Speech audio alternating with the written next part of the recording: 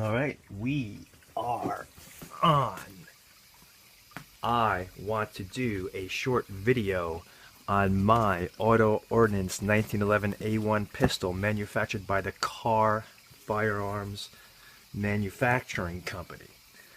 Long introduction for a very simple thing. Um, anyway, let's get on with it. Kahr Manufacturing, Kahr Pistols, whatever you want to call it, apparently bought Auto Ordnance Company.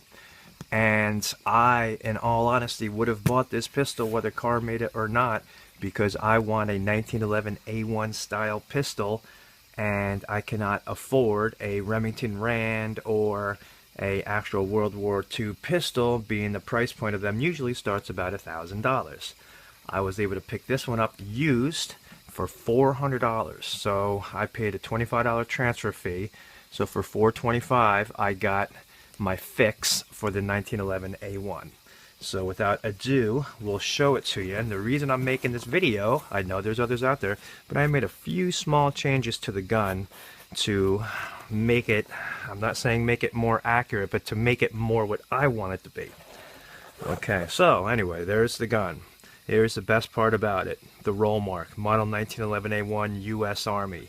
The other side is left blank. There's no roll marks whatsoever on the slide, and that's big to me. There is no roll mark I have ever seen on a 1911 that is just wonderful.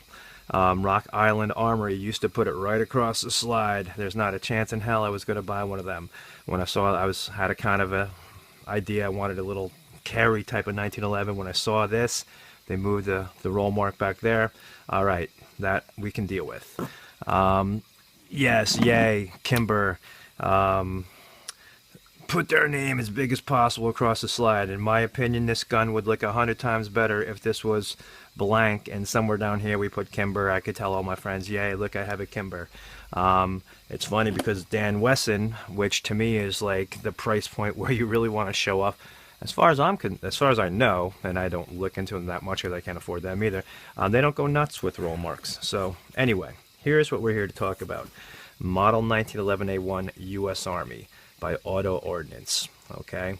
A few of you could probably see the changes I've made right off the bat, but I will talk about them quickly, and I will show you the parts that were swapped.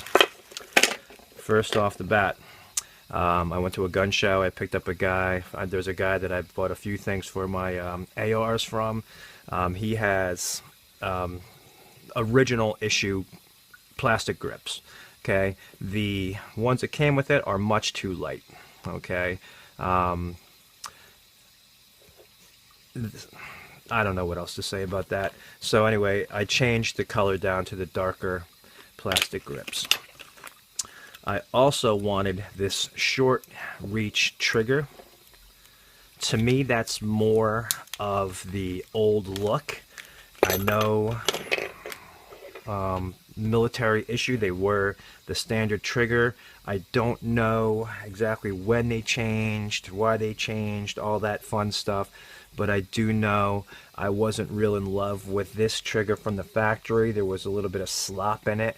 It gave a little space, more so than this one does. I did polish the parts, but I still have a pretty heavy trigger pull. In the process of swapping the trigger, you have to break down some things. Of course, you have to take this magazine release out. In the process, the face of this one got a little boogered up. It was super tight, and when I hit it, it actually kind of hung up a little bit. So I just went to the same guy, and I wound up with a serrated release.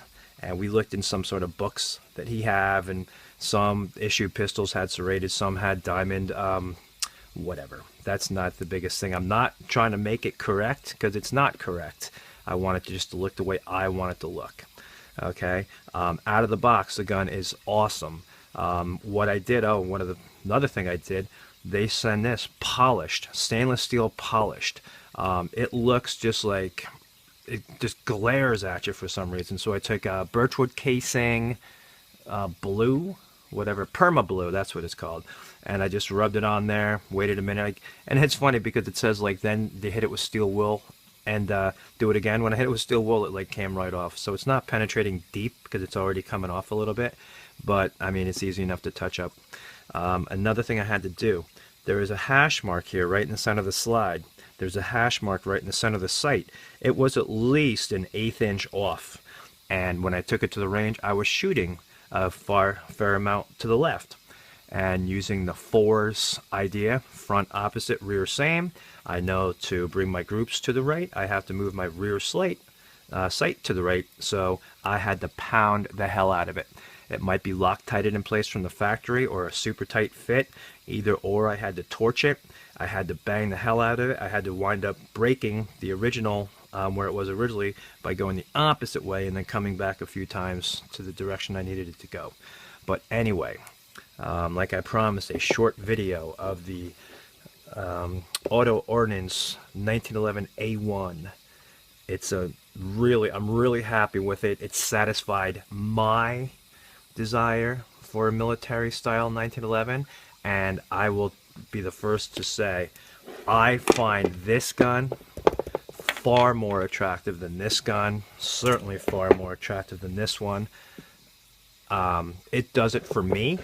Of course, everyone's going to have their own opinions, but if you have a chance to grab one of these and it's at the right price, it's going to shoot.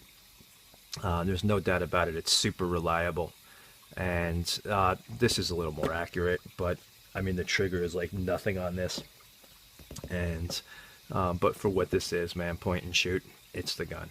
All right, thanks for watching.